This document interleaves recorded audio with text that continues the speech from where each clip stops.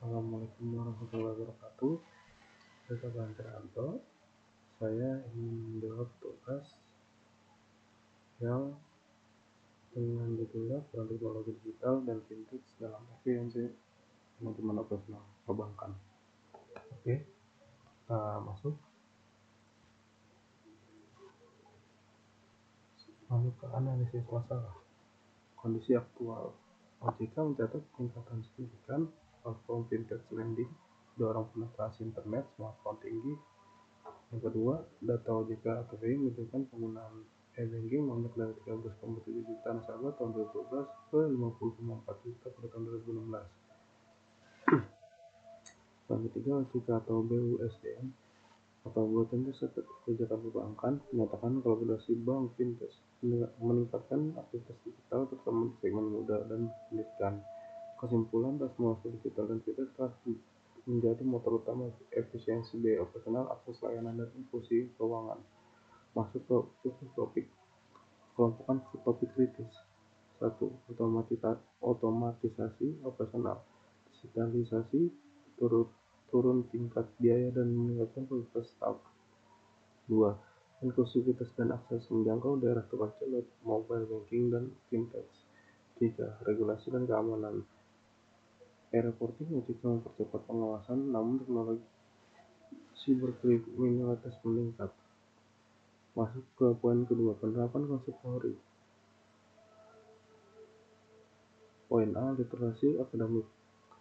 Yang pertama, manajemen operasi dan teknologi efisiensi otomatisasi proses penggunaan BOPO atau rasio biaya operasional dan pendapatan versus pendapatan. Waduh, teknologi dan inovasi. Roger Christensen. Fintech adopsi cepat dan disruptif, bank perlu kolaborasi atau inovasi internal. 3.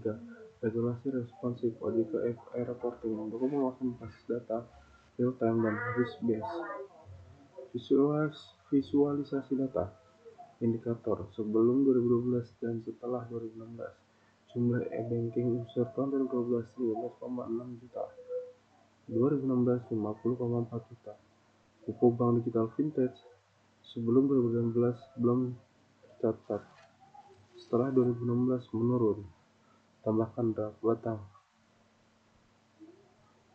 3. Solusi strategis dan rekomendasi. Yang pertama, strategi kolaboratif kemitraan bank fintech. Angkat sinergi antar operasi dan kecepatan inovasi, contohnya Mandiri Capital Indonesia. Yang kedua, platform open banking dan API. Memperluas integrasi layanan dan third-party provider. Masuk ke poin B, tingkatan infrastruktur dan SDM.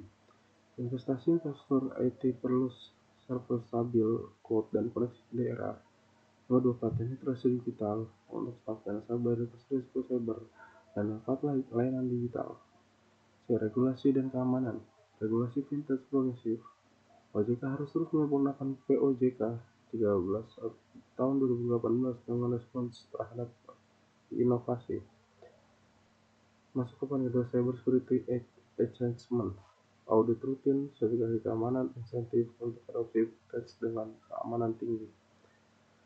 Poin keempat, monitoring dan evaluasi. Gunakan dashboard BOPO, ROA atau ROE, NPL sebagai indikator efisiensi. Terapkan sistem evaluasi berkala, umpan balik, pengguna, dan audit keamanan. Oke, masuk ke kesimpulan. Yang pertama, transformasi digital dan fintech yang ternyata meningkatkan efisiensi operasional, mengurangi biaya, dan mempercepat transaksi. 2. Implementasi e-reporting OJK meningkatkan pengawasan nasional dan mitigasi risiko. Yang 3. Hambatan seperti literasi digital, infrastruktur IT, dan keamanan cyber masih perlu penanganan serius. Yang keempat, rekomendasi strategis mencakup kolaborasi fintech, bank, penguatan infrastruktur, dan SDM, regulasi responsif, dan monitoring kinerja. Dengan ini, bank akan lebih efisien, eksklusif, dan kompetitif dalam ekonomi digital. Terima kasih telah mendengarkan presentasi saya. Bila banyak salah, mohon maaf. Wassalamualaikum warahmatullahi wabarakatuh.